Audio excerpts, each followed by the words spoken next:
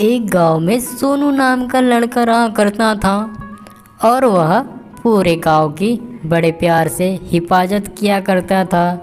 वह हर गली हर मोहल्ला घूमा करता था, परंतु उसे यह ड्यूटी बोरिंग लगने लग गई थी। इस ड्यूटी में पैसे भी बहुत कम मिल रहे थे।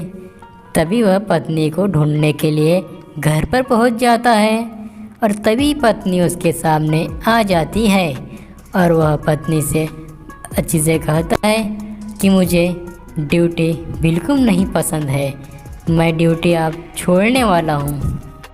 अरे यह ड्यूटी तो मुझे बहुत ज़्यादा बोरिंग लगने लगी है। मैं अब ड्यूटी को छोड़ने वाला हूँ। तुम्हारी क्या राय है इस बात पर? बताओ। मैं ड्यूटी छोड़कर किसी अच्छी जगह पर काम कर लूँगा। 2 पैसे तो ज़्यादा तो आएंगे अपने हाथों में। अपना घर गुजारा तो बड़ी मुश्किल से ही चल पाता था। अरे तुम क्या बात कर रहे हो? मेरे तो अभी तक एक साड़ी भी नहीं आई है। इतने तुम बड़े प्यार से पूरे गांव वालों की हिफाजत किया करते थे, परंतु अभी तक तो एक बुध भी सैलरी बढ़ाई नहीं है तुम्हारी।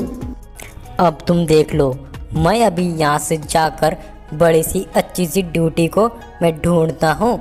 इतना ही कहते हुए वहाँ से निकल पड़ता है ढूंढने के लिए। एक गांव में बहुत ज़्यादा अमीर धनवान सेठ के घर पर वह पहुँच जाता है नौकरी प्राप्त करने के लिए और वह बड़े प्यार से उससे कहता है, अरे मालिक, मैं पूरी गांव की हिफाजत करता हूँ, परंतु मेरी ड्यूटी इतनी सैलरी कम है कि मैं अब करने की इच्छा उत्पन्न मेरे सामने नहीं हो रही है।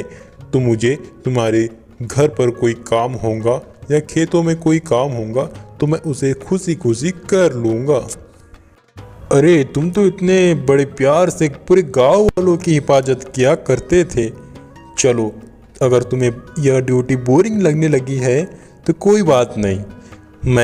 मेरे खेतों में बहुत सारा काम पड़ा हुआ है, तो खेतों में पहुंचकर काम पूरा कर लो, ठीक है?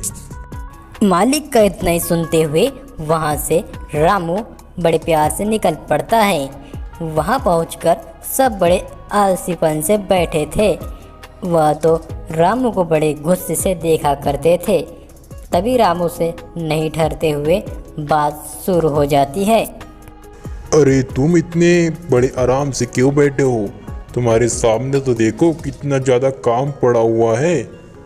हाँ, अच्छा, तुम्हारा अभी लंच टाइम हुआ होगा, इसलिए तुम आराम से टिफिन विफिन खाकर बड़े प्यार से बैठे होंगे, मस्ती कर रहे होंगे। क्या यह बात सही है या जो मैं देख रहा हूँ वही सही है? मुझे जल्दी बताओ। अरे ये तो एक नया आदमी आ गया है अपने साथ काम करने के लिए। चलो अपने नियम समझा देते हैं कि यह खेत में आने पर कोई काम मत करना। मालिक तो आके देखते ही नहीं, हम तो आलसीपन करेंगे। इतना ही बोलते हुए एक तीसरा मजदूर वहाँ से भाग जाता है मालिक को आता हुआ देखते हुए। तभी मालिक अपनी बात सभी के सामने रखने लग जाता है। अरे तुम तो अभी तक गद्दार निकल गए हो। कितने दिन हो गए, अभी तक खेत का काम पूरा हुआ नहीं है। मैंने आते हुए पूरी बात सुन ली है। अब मुझे समझ में आ गया है, मैंने मजदूर रखकर मेरे ऊपर ही कुल्हाड़ी मार ली है। अब तुम यहाँ से निकल जाओ, अब तुम्हारा कोई काम नहीं है यहाँ पर। सारे लोग यहाँ से बड़े प्यार से निकल जाओ, वरना मेरे सिक्योरिटी गार्ड बुलाकर तुम्हें धक्के मार के भी निकाल सकता हूँ, परंतु मेरे सामने दया भाव ही है, इसलिए मैं नहीं निकाल पाऊँगा। तभी वह मालिक रामू के सामने खड़ा हो जाता है और बड़े प्यार से रामू को कहता है, क्यों रामू, तुम्हारे ही कारण मुझे आज पता चल गया कि मैंने ऐसे ऐसे मजदूर को रखे थे जो काम नहीं करते थे, बस आलसी ही फैलाते थे। तुम सिक्योरिटी गार्ड का ही काम करो, पूरे गांव की हिफाजत करो। मैं डबल सैलरी दूंगा तुम्हें। मैं आज से ही तुम्हारी डबल सैलरी का घोषित करता हूँ, ठीक है? तुम्हें चिंता करने की कोई ज़रूरत नहीं।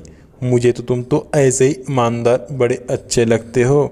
अगर कोई भी परेशानी हुई तो मुझसे आकर बेधड़क तुम कह देना। मैं तुम्हारे सामने ही आकर पूरा का पूरा भांडा तुम्हारे सामने रख दूंगा। तुम्हें पैसे की ज़रूरत है तो मैं दे सकता हूँ। चलो अब बड़े खुशी खुशी तुम आप बड़े जॉब अपनी करते रहो, मुझे तो ऐसे ही बढ़िया लगते हो। मैंने तुम्हारी परीक्षा ली थी कि तुम रियलिटी में क्या खेतों में काम करने के लिए भी चले जाते हो या नहीं जाते हो। ठीक है, मैं चलता हूँ।